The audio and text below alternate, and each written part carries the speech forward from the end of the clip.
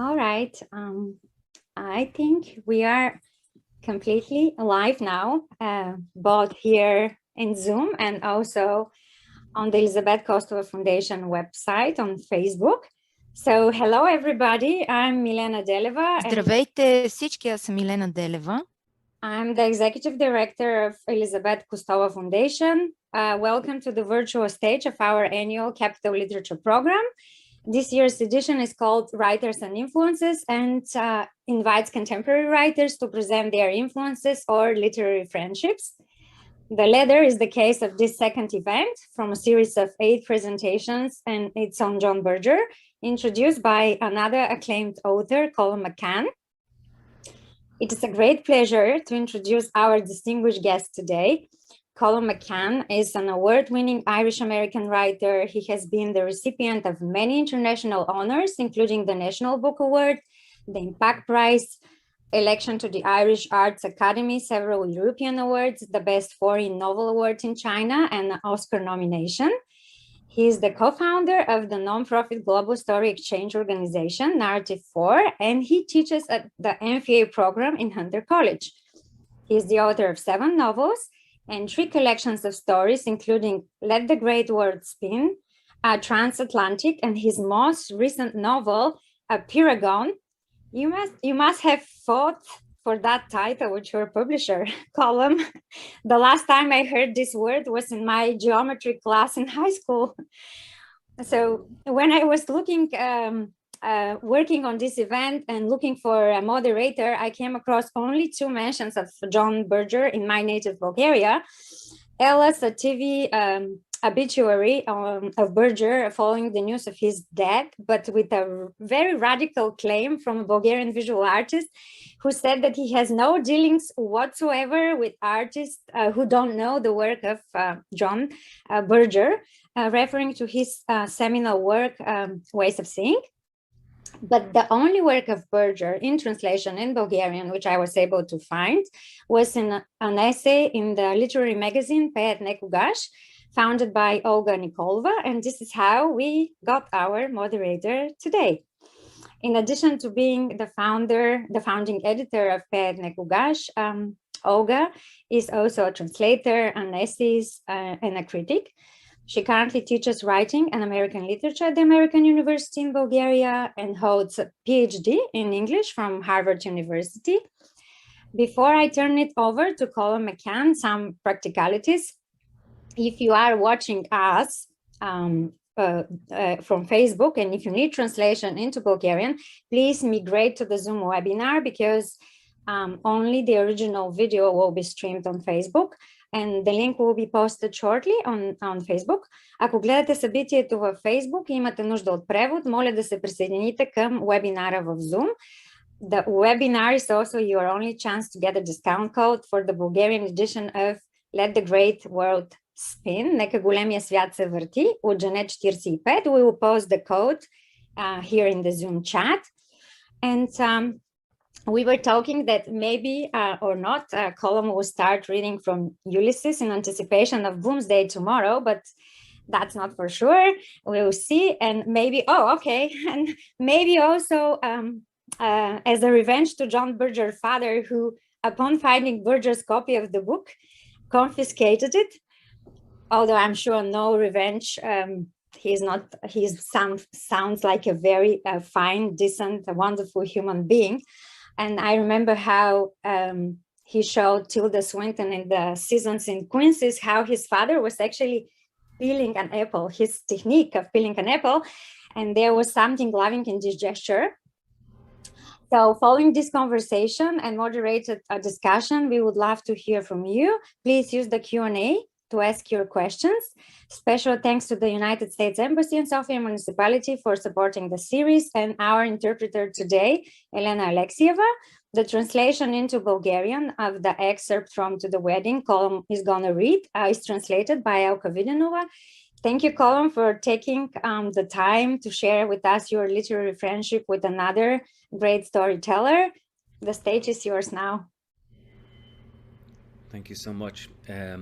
and I'm honored to be involved and to be in conversation with Olga. Olga, can you tell us about Bulgaria's relationship with the great John Berger before I tell you about my relationship with him?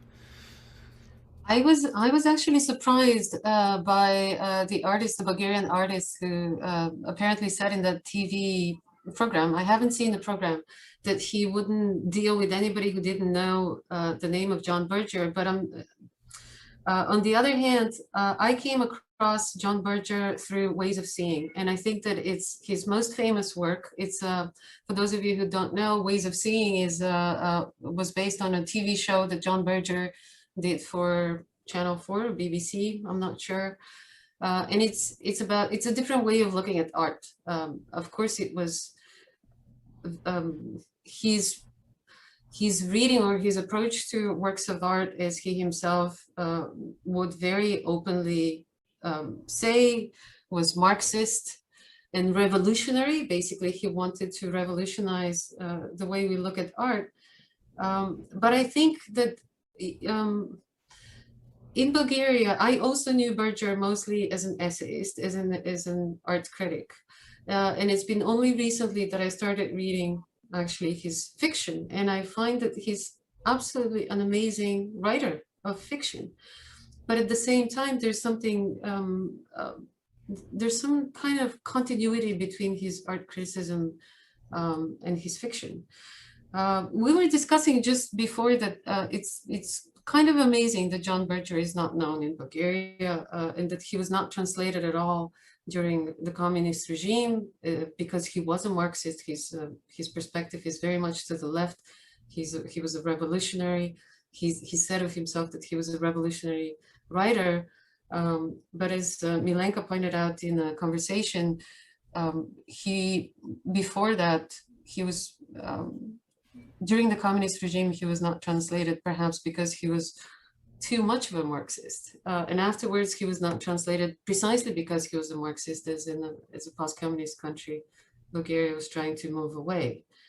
How did you, but this is from the perspective of Bulgaria. So you get glimpses of Berger here and there, but we don't really know who Berger is.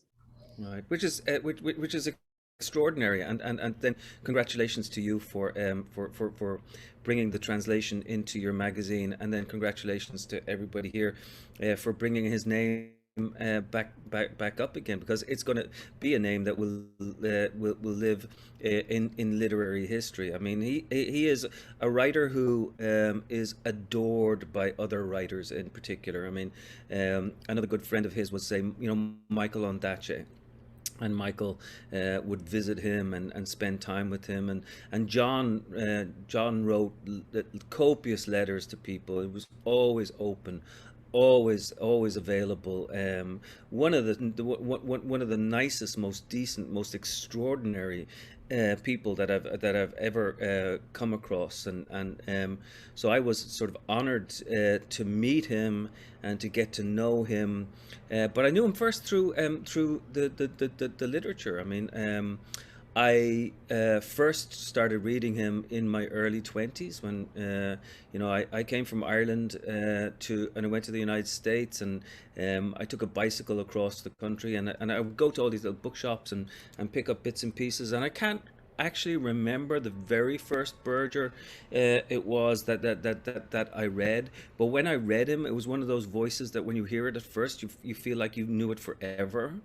But also he was telling you things that you knew but you weren't entirely aware of, and a sort of whispering in your ear, a sort of deep human truth, and that's how I felt about him, and still feel about him, and whether it be in the essays, Our Hearts, Our Minds, Brief as Photocopies, or Ways of Seeing, or whether it be in the poetry or whether it be in the fiction, he accessed something deeply, I suppose, deeply equitable, deeply humanist, and very, very, very decent, open to all sorts of ideas, but also a person who was, yes, revolutionary, yes, Marxist, but essentially a humanist at the very, very, very core.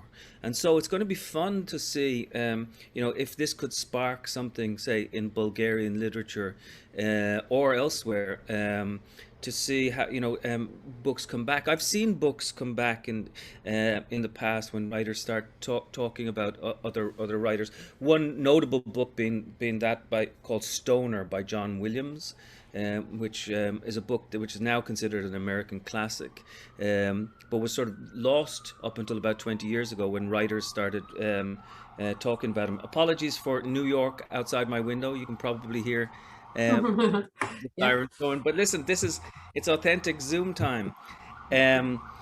But John, when I first met him, I read him, and I knew the work inside out, and I admired him, and I had talked about him in interviews. I'm gonna do you mind if I just go close my window? No problem. Yeah. No, I said they're gonna go. If they come back to arrest me, they'll know because I was talking about John Berger again. Bloody Marxist. Yes. It's the Bulgarian police are after us. Oh, be careful. Yes. Yeah. But I talked about him in interviews, and then one day, and this is the most extraordinary thing, I got this letter. A little blue envelope, came from France, and I opened it, and it was a beautiful letter. It's a handwritten letter on two sides of one sheet of paper. So he wrote to you first. Yeah. So I'm reading through this thing, and I'm thinking, this is a beautiful letter. Who is this? And I looked down at the end, and it said John, and in the letter he said, I've been reading your book, Everything in This Country Must, to my wife Beverly, and then I went to the envelope, and it was, and I knew who it was, and I almost it was a life-changing moment. It's when you sort of get your heart ripped open, and of course I immediately wrote back to him, and then we started a correspondence that lasted a number of years, and we met a number of times. But I always felt close to him. He helped edit some of my work at times. He would read it in advance, and I would read some of his work in advance, and I mean, there were many people like me whom he helped, and he was extraordinarily open, and I got to meet his family, and I had paintings around the house with from John and his son Eve, and so I'm very close, both on a sort of like a level of the work, and then on a sort of intimate human level. And if you want, I'll tell you a little bit later about one of the stories where he described where it was that he came from. I'm afraid now that because the word Marxist is going to become one of the key words here, but you keep mentioning the word humanist, and in preparing some notes for our conversation today, one of the words that I noted down was humanity, because and I absolutely agree with you that he is somebody who will remain in literary history, because there's something in his work that goes absolutely beyond any sort of labels. He touches something it's very difficult to talk about it, isn't it? Yeah. It may have to do with a certain outspokenness, that he really thinks through what he sees, what he hears, and so forth. But I think also that in the gesture of writing to you, there's something similar, this kind of reaching out. Yeah. Why would he reach out to a writer like so much younger than him? It was an extraordinary thing. But he reached out to the world, and he cared about migrants, and he cared about workers, and he cared about what was going on in Palestine, and he cared about what was happening in Mexico, and he cared about the world. And so I'll tell you the story, okay? So one night I went to Paris, John is there. He meets me at the train station in Antony, and we walk back to his little house, which is in the sort of suburb, the banlieue of Paris, and we're there, and we have all these this food laid out, and we I brought some wine, and we had some vodka, and you know, it was great fun. It was just lots of fun. We were telling each other stories about, growing up, and I was telling him about my father, who was a horticulturalist, and we just had this fantastic time. And I would quote bits and pieces back to him. He'd say things. I mean, I have lines in my head all over the place where, if I'd have known as a child what the life of an adult would have been, I never would have believed it. I never could have believed it would be so unfinished, for instance, and he would say these sort of things, and we were chatting away, and okay, let's be honest, we both got a little bit drunk, right? And at the end, in fact, at the end of the evening, we were like football players, we'd like changing shirts, and it was a fantastic time. But at one stage in the middle of the night, I was sort of drunk, and he said to him, "John, where are you from?" And he famously would take a long time to answer questions, right? Because he'd think about these things. But at this time he said, "Well, what's the guy talking about? Like, he knows who I am." I said, "Well, I'm from Stoke Newington in London." I said, "I know you're from Stoke Newington in London. And where are you from?" And he stopped, and he waited a long time. And he said, I am a citizen." He stopped again. "I am a patriot of elsewhere." And I just thought, wow. I mean, and that's a difficult thing to even translate. And I hope Elena can I mean, it's a, how do you say? Absolutely amazing. Yes. I am not a citizen of elsewhere. Not a citizen of elsewhere, which was what his first thought was, but a patriot of elsewhere. So he belonged to it not just as a functioning participant, but as a person who loved elsewhere. So I think that he spent most of his time, most of his writing, most of his life in an elsewhere-ness that was very comfortable for him. And he cared about others much more than he cared about himself. And that's the true mark of somebody who's deeply human and engaged. And so he became the hero of a lot of people, in the Catholic movement, the Catholic workers movement. If you see, some of the people, the references to John Berger, in the Marxist movement, in the Zapistas, and all over the world. In Palestine, you will find people who will refer to John, and they'll refer to this thing that he said: "Never again will a single story be told as though it were the only one." In other words, these stories have to be told from multiple kaleidoscopic perspectives. But I think that if ever I were to write, a full, article or biography about him, I would call it A Patriot of Elsewhere. That was one of those things when you hear it, that you'll never forget it. It was really quite wonderful. It is absolutely wonderful. Actually, this may be a good introduction to the novel, to the passage you wanted to read, to the wedding, because the book itself tells a story in many voices. Let's put it that way. It's not exactly many perspectives, but it's many voices. Right. So do you want to sum up the book and tell us perhaps why you chose precisely To the Wedding? I mean, To the Wedding is one of those books that when you read it, you own it, and it becomes like a secret. In ways, some books you have, and they're public books, and lots of people love it, but when you read this book, I meet lots of people who adore this particular book, and see it as one of the ones that they would actually take with them.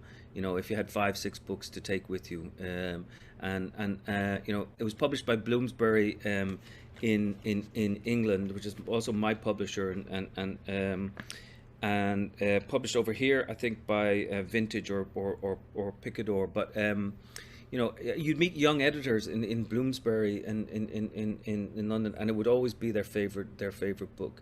And it's quite a simple story. It's set during the time of AIDS, but it's a love story and a beautiful story. And it involves journeys across Europe. It involves myth making, and at its core, it's probably one of his simpler, more eloquent songs, if you will. And I don't know where it flowed from, but it flowed from somewhere just gorgeous. So we're only going to read the first the first like page and a half. And thank you to Elena for the translation. Translators are amazing. She's going to have to translate that now into Bulgarian. I mean, this simultaneous translation stuff that goes on, how in the world do they do it? It's just extraordinary. Yeah, it's beyond me too. I think it takes a certain kind of training where you can split your brain in two. So one listens and one produces language. Yes, like a bird sleeping in mid-flight. So they're flying and they're also sleeping at the same time. Okay, this is called "To the Wedding" is the start. And the first 6 lines are lines from a verse. Wonderful, a fistful of snow in the mouths of men suffering summer heat. Wonderful the spring winds for mariners who long to set sail. And more wonderful still, the single sheet over 2 lovers on a bed. I like quoting ancient verses when the occasion is apt.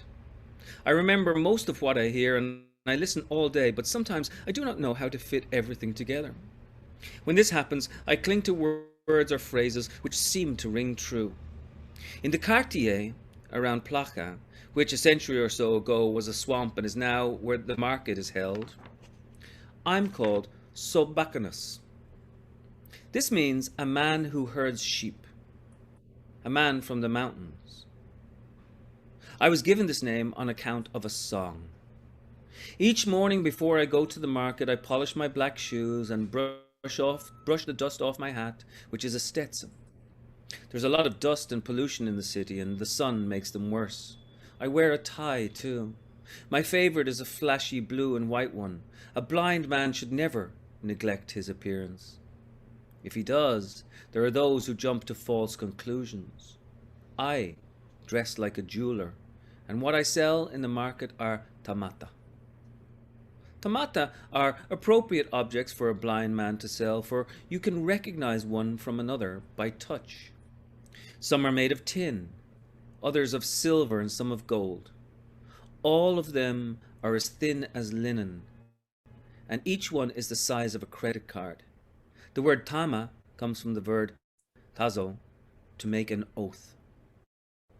In exchange for a promise made, people hope for a blessing or a deliverance. Young men buy a tama of a sword before they do their military service, and this is a way of asking, may I come out of it unhurt? Or something bad happens to somebody. It may be an illness or an accident. Those who love the person who is in danger make an oath before God that they will perform a good act if the loved one recovers. When you are alone in the world, you can even do it for yourself. Before my customers go to pray, they buy a tama from me and put a ribbon through its hole. Then they tie it to the rail by the icons in the church. Like this, they hope God will not forget their prayer.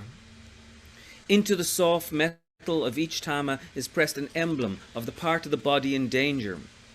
An arm, or a leg, a stomach, or a heart, hands, or, in my case, a pair of eyes. Once I had a tama on which a dog was embossed, but the priest protested and maintained that this was a sacrilege. He understands nothing, this priest. He has lived all his life in Athens, so he doesn't know how in the mountains a dog can be more important, more useful than a hand. He can't imagine that the loss of a mule may be worse than a leg which does not heal. I quoted the evangelist to him. Consider the ravens, they do not sow or reap, they have no storeroom or barn, yet God feeds them. When I told him this, he pulled at his beard and turned his back as if on the devil. Bouzouki players have more to say than priests about what men and women need. What I did before I went blind, I'm not going to tell you. And if you had 3 guesses, they would all be wrong. Wonderful. Thank you, Colum. Let me close my window. Sorry, I have New York All right. out. No.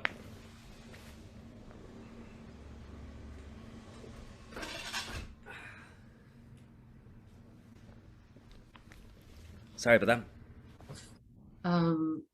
When the blind man selling tamata says that if you had 3 guesses, they'll all be wrong. Of course, immediately I wonder, okay, what could it be that Exactly. he's done?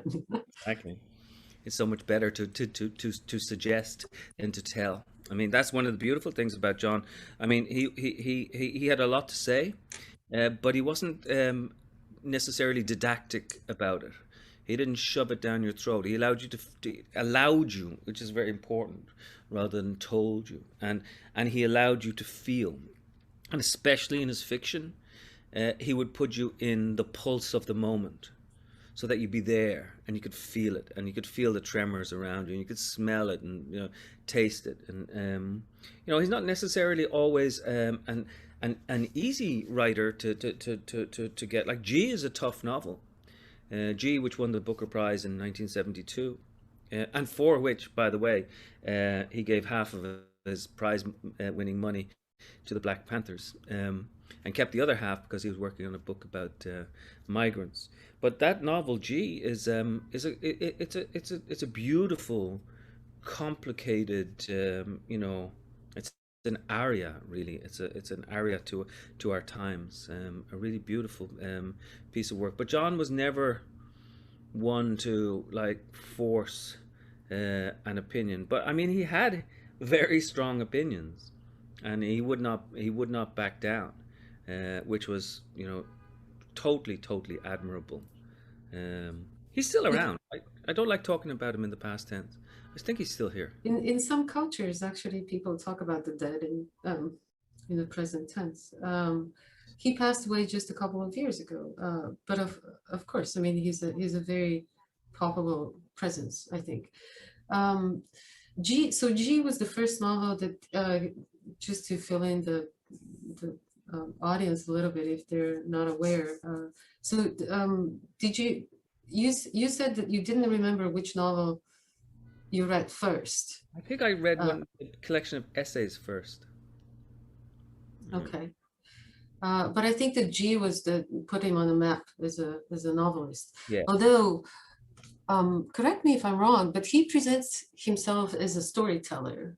Yeah. And not exactly as a novelist. So what do you think is the difference? Oh, that's a great question. I mean, I remember talking with him in Mantova, in Italy, at the festival about this precisely, about fiction and non-fiction, what the words meant. And John would say, that the word fiction meant fictus, which was to shape, and we both knew that non-fiction is just as shaped as fiction happens to be, and so that the best word for it is not non-fiction or fiction, it's storytelling, because storytelling blurs the lines between these two things, because he would say that the real is imagined and that the imagined is real. It was very important that he was always telling a story, and I think he paid as much attention to every sentence in the non-fiction as he did in the fiction, as he did in the poetry. I think he had a particular graw, as we say in Ireland. It's an Irish word. Sorry to Elena. Graw means love. He had a particular graw for poetry. And didn't always. I mean, he wrote a number of poems, but not necessarily known as a poet, but the flashes of poetry that would come and that inhabit the storytelling were sort of truly extraordinary. So I think that he understood that he was a storyteller. He lived in the mountains. He appreciated people who would tell stories, could tell stories. He appreciated the curative properties of storytelling too. The way, and his book, about the country doctor, the story of a country doctor, is a gorgeous meditation on not only on storytelling but listening too, because nothing happens unless you listen. And John, if anyone was a great listener, or if anyone is a great listener, it is John. Did you ever visit him in France? Not in France, no, not in France. And Not in the village of no, Cassis? it bums me out. I feel like I know it because we had letters, and I know people who went there, and and I should have gone. I had the opportunity to go, and it reminds me that we should take these chances when we actually have them. There are things that I was probably doing at the time. I had 3 young kids and stuff like that, and there are always reasons not to be able to make a journey. But I wish that but you can't end up regretting anything. But I talk to lots of people about him, and he exists in stories in sort of in incredible ways. So he becomes more and more vibrant, even as time goes on. And he made a bunch of books and projects, actually, on Cancy, on the village where he lived in France, including with a photographer. So they documented. He was very eager to not only to create a portrait of peasant life in the village where he was living, Right. but also to allow these people, I think, to make a portrait of themselves, because it's connected to what you were saying about listening, because he was I can't remember where I read this, but he was talking about storytelling and how important it is in a village, that in a village where, I don't know, maybe it was a documentary where he was walking us around the village and he was saying there's 100 people, so everybody knows everything about everybody else. There's not much to hide, but at the same time, people constantly tell stories because this is how they understand themselves, or how they, they have this certain self-perception as a community. Yes, yeah. And Into the Labours, the trilogy, where what you're talking about, precisely finds the village, and finds the shepherd, and finds the ordinary person, but also finds the humor behind things. Cleaning out the toilets, and doing all these different things, and the little bits and pieces of life, and the way people love one another. But also, he wasn't afraid to turn away from some of the violence that would be going on, and some of the more more horrendous things that would be apparent. Also, he was full of sentiment, but not sentiment. There was not an ounce of sentimentality, but sentiment as in feeling. And that's a hard thing to do, because when you risk that much sentiment, you risk people calling you sentimental, which would be a curse word for him, because he wasn't sentimental. He was interested in nostalgia, yes, and interested in saudade, that Portuguese word, that longing, and all of these sort of things.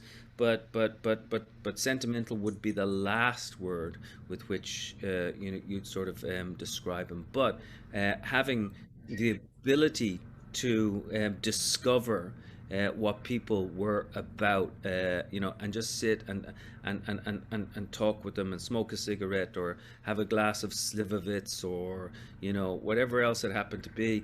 I remember he in Mantova, he brought some of the Slivovitz that he had made from He called it Slivovitz.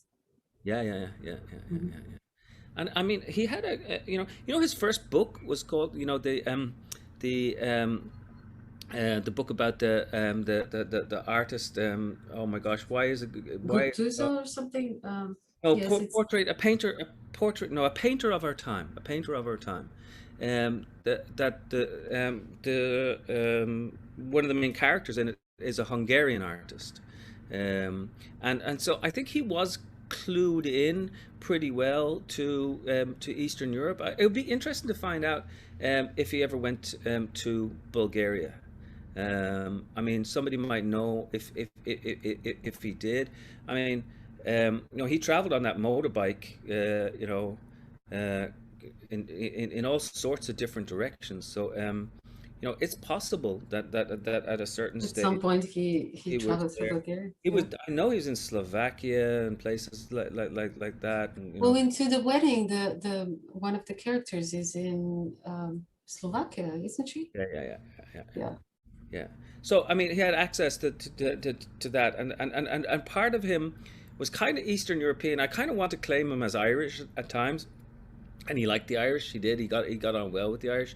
He didn't like Britain, even though I mean he's British. I mean this is where he born and raised, and he didn't like he would not go to the United States. Even though I mean. Every hall would have been filled out. If you did the 92nd Street Y in New York, and John Berger was coming, you would have had people coming from hundreds of miles. I mean, this is how sort of legendary and how adored he is. Which period are we talking about? The 90s or? Yeah, or 90s and the aughts, and or even just before his death. I mean, there's a famous radio host, Michael Silverblatt, who tried to get John to come over to the States, and eventually just went over himself and recorded a series of programs with him. But there are people who you meet all over the States, and I'm talking about like in Alabama, in Texas, in rural parts who are real readers, and he would be one of their heroes. I mean, there are a couple of writers who I would walk 100 miles or 500 miles in order to see, and he would be one of them. Michael Ondaatje would be another. It's no surprise to me that they were sort of good friends, and other writers really admired him. He never got to meet Jim Harrison, for instance, but Jim, the American poet, really liked John Berger. And Jim was like, I want to have a drink with that. I want to have a drink with him. And John was a good sort of drinking companion, and because he loved the world. What is it Lauren Isley says? We love the world, but we could not stay. It's a beautiful thing. So you mentioned in our conversation just before that he continued. So he boycotted the United States. He would never come, and it was a conscious decision, a political one. Yeah. I mean, a political one. Yeah, I would say so. I mean, if he was coming over, I mean, he was pissed at what was happening in Iraq, and what was happening in Palestine, and he felt that he might be co-opted in certain ways, but he wanted his work here, and he wanted his work to resonate, and he knew that it resonated. He wasn't being snobby about it. It wasn't being arrogant about it. I think it was a really genuine thing. I was like, I wish I could go. I would love to go, but I should not go because I don't want to give credence to certain things that are going on. Do I agree with that? No, I don't necessarily agree with that. I would have thought, go, John. For people need to hear you, but he's wiser about these things than I could have been. But I do feel that that it would have been better if he could have come across and appeared on the radio and TV or whatever else it happened to be, just so people could hear him because it was so distinct. The voice is so distinct, and it's a different music than what we're sort of used to. It'll be really interesting to see when. I mean, what was your experience when you translated? What piece did you translate? I translated an essay on drawing in which he describes how it's a wonderful essay because he goes into the simple gesture of putting one, with a pen, one line upon the empty sheet Yeah, transforms that emptiness into a world. It's a very simple gesture, but he has this ability of, because he really focuses on it, it really becomes a world. It's just a description of what drawing is an experience. In great did you translate that minuteness. yourself? Yes. Yeah, Yeah. and And and I and would love to translate other things as well. Of course, I think that he would be a gain for any culture. Let's put it yeah, that way. I yeah. mean, for any thinking being, Right. because he teaches you, as you said, he's not didactic. And it's curious that his political activism is also somehow indirect. He's done the most through the various books that including the fiction, the poetry, the photography books, the documentaries, the TV programs. He has an incredibly diverse oeuvre, right? Right. And this is his real activism, in a sense. It's much better. Maybe it's not much better. I don't know, but he's not walking down the street and shouting slogans. He's doing the work. Yeah, I mean, but he's inspiring the people who actually eventually will maybe go down the road and shout slogans, and he would be, but he himself would feel that it is born from suggestion, and not born from any sense that you had to like be overbearing. So there was something emergent about it. His principle is that these things come up, and I hesitate to use these words because it sound like it's wrong, but come up from underneath, from the ground, from the roots, from the soil, from where things grow, from rural areas in particular. And in this way, he was sort of ahead of his time. This whole principle of emergence is becoming more and more fashionable now. That things are coming up from underneath, and systems gain intelligence from working together. Like a flock of birds, instead of like just one bird. One bird is a beautiful thing, and operates on a tremendous scale, but six birds working together, or 100,000 birds working together in a flock becomes so much more clever. That becomes, this is random, it's crowdsourced, it's self-correcting. And I think that John had that principle in relation to storytelling, hoping that storytelling would form a sort of emergent idea of society, and constantly asking questions. I mean, he would be so annoyed at like some of the stuff that's happening nowadays, where people are just diseased with certainty. Like, I'm right and you're wrong. Whether it be on the right or the left or whatever, it's just like, no, it's so much more complicated than all of that. And the truth was messy, and lives were messy, and love was messy, and seeing was messy. The idea between what we see and what we know is never entirely settled in John Berger's work. So this ability to get in and scuff things up was something very, very much that belonged to his ethos, and didn't walk away either. He didn't go in and scuff things up and then just walk away and do something else that was fashionable, but always stayed with it. Every book that he wrote was a book that he wrote forever. It's not always that way with an artist. Sometimes writers just walk away from the subject and they hope the book itself will do the actual work. But John was the person and the book, both at the sort of same time. It's when you were talking about the flock of birds, I think that it may have to do with that elsewhere, where the group of birds operates as one. I think may have something to do with that elsewhere we were talking about earlier, which Right. is also at the end of To the Wedding, when he says something about when everybody closes their eyes, this place where we are when we close our eyes. And he seems to see that place as some kind of common space that we can occupy. We can be Yeah. together in our hope, in our compassion, in our empathy with others, and so forth. Right. Yeah. The very last line is, saying another Tama was needed, made this time not in tin, but with voices.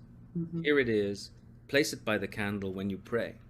And you don't find many people, talking about prayer when they're coming from a sort of professedly, Marxist background and so on. And this is part of the humanist, like delicious messiness that was going on. There was something, Whitman-esque. I never actually talked to him about Whitman, and I can't really remember him mentioning Whitman. He probably has done, but this whole idea, every atom belonging to me is good as belongs to you. And do I contradict myself? Very well, then I contradict myself. And there's something sort of brave about that. What were some of his favorite authors, Oh, jeepers, Did you did you ever talk about literature when you were together? Yeah, we talked about Ulysses. Um, and it's kind of appropriate that tomorrow is Bloomsday. He had a great respect for Ulysses. As Milena said earlier, his dad took Ulysses away from him, which probably made him love it even more. Um, and but I never heard him say a bad word about anybody either, and well, he would about politicians and regimes and all that sort of stuff, but you wouldn't hear him like gossiping about other writers, or distorting the truth, or anything like that. And if he liked someone, he really liked them. But he was clued into to the great literature and the great poetry, and the people who felt and thought things. I remember I had a great dilemma one time in my life. So I wrote a novel called Dancer, which was a fictionalization of the life of Rudolf Nureyev, and I sent it to John, because John had been around at that time, and were sort of clued in, and he gave me back about like 10 pages of notes, all of which were absolutely freaking brilliant. I mean, brilliant, and like where I got things wrong about the communist regime and whatever else happened to be, about Russia, about Paris at the time, or whatever.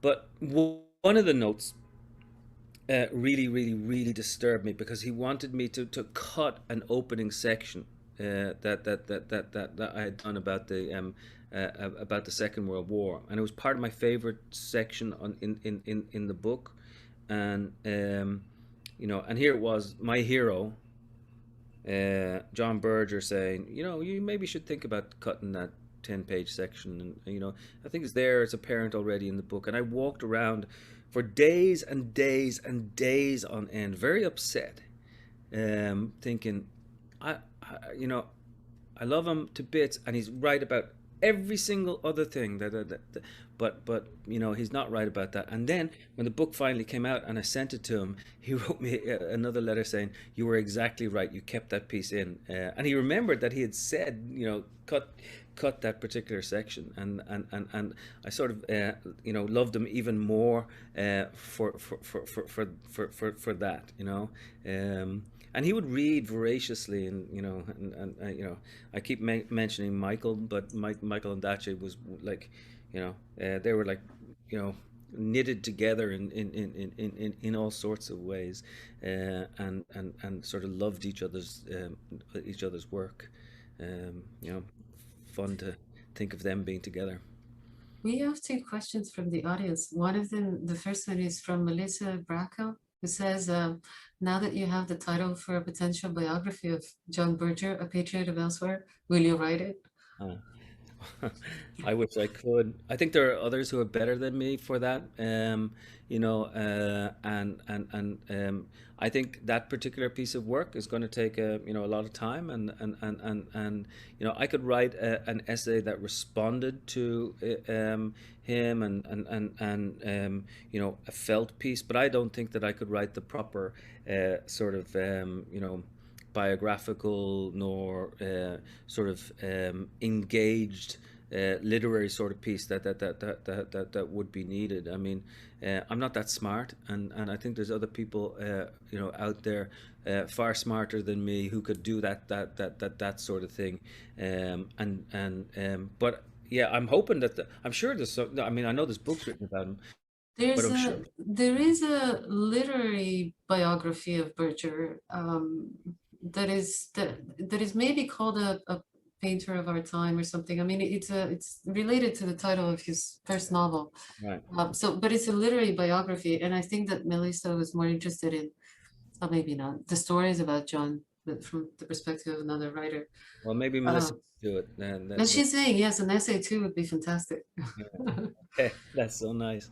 Thank you. And then we have another question. Has there been a moment in your own writing process when you found yourself drawing on something from Berger or his work in a very specific or concrete way? Oh, yeah. I mean, there was all sorts of things, but I wrote a novel called Zoli, which is maybe not my best novel, but it's a novel that I sort of felt deeply, and it's about a Slovakian Romani woman, and it's based on the true life story of Papushka, who was a Polish-born poet, a Romani woman, and in the song that Zoli sings late in the novel, I got a lot of inspiration and asked John if I could use one or two of his lines, and suggested his lines were suggested to me as well, where I specifically took things and she felt aligned with John Berger in a way, this fictional creation, this poet, one of the things that's really important for us to mention is that John was very much, and even you go back to Ways of Seeing, the way he talked about about women, it was very, very, very, very important that we acknowledge that he was a feminist, and he championed women, and he talked about the ways men looked at women and the way women got looked at and the way they got commercialized and exploited, and in advertising, and he loved the female spirit, and had a hugely female spirit, I think, in lots of different ways. So I think possibly just about everything I've done has drawn on Berger in certain ways. And one thing I want to say is also, even those writers that haven't read him are influenced by him, because he is such an important writer to other writers, that his influence enters the air. That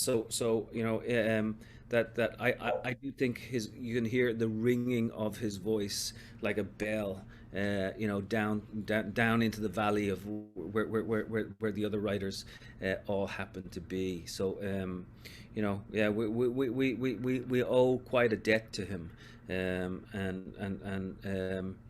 so we get our voice from the voices of others, and I definitely would say that I got a lot from John. We have a comment from Gareth Evans. Tom Overton is John's archivist, editor of his two magnificent collections, Portraits and Landscapes, and currently writing his biography for Penguin. Oh, good to know. Okay, so it will likely be the definitive biography and brings life and work together. So due in a couple of years. It's wonderful news. Great. Yeah. I actually would just before that you were talking about the pervasive kind of invisible influence of John Berger and the way that you refer to that as a sound. And I just wanted to express my appreciation and gratitude. The way you read that excerpt from the novel was just wonderful, because, you know, you read it, how should I say? I mean, it's you can feel that you're there when you're reading it, and the intonation and the, you know, it begins with this song, a wonderful song, you know, a couple of lines from some kind of poem that really brings it to life. So in order to kind of close our conversation, do you want to, is there anything that really, any, I don't know, anecdote, a story, or something that Berger has said that you would want to leave the audience with? No, I mean, I feel that you got it, and that we hopefully have uncovered something. But I think what you're doing is incredibly important. You know, you're bringing a writer into a culture. You're publishing him in a magazine.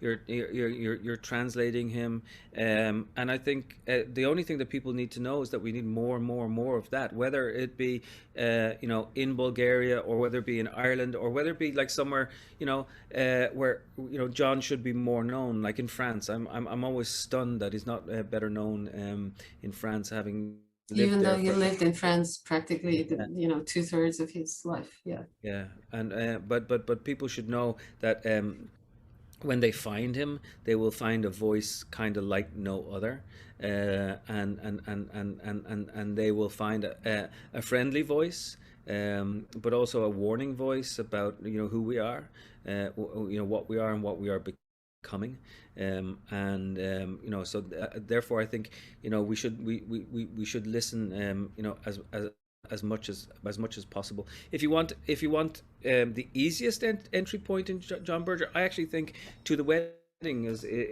a really good place to start. And Can then, I make a you know, confession? To the Wedding yeah, made me cry. And yes, it's very rare that I cry reading yeah, books or even watching movies and so forth. But it's really, it's and it left an impression that you know, I then took the dog out for a walk, and I walked for an hour or two, and it seems like, you know, you're still in the novel. It's a really a wonderful right. book. And we'll leave the last word to Michael Ondaatje, who said this about To the Wedding. He said, "A great, sad, and tender lyric. A novel that is a vortex of community and compassion that somehow overcomes fate and death. Wherever I live in the world, I know I will have this book with me." It's absolutely amazing. Which is just great, just great. It's nice, and yeah, so good entry point, and then go into, you know, the essays like Our Hearts, briefest photocopies. What, you know, there's so much to read. Story of a Country Dancer, Ways of Seeing, Painter of Our Time, King. You know, gee, just delve in. It's a complex and beautiful meal. Absolutely.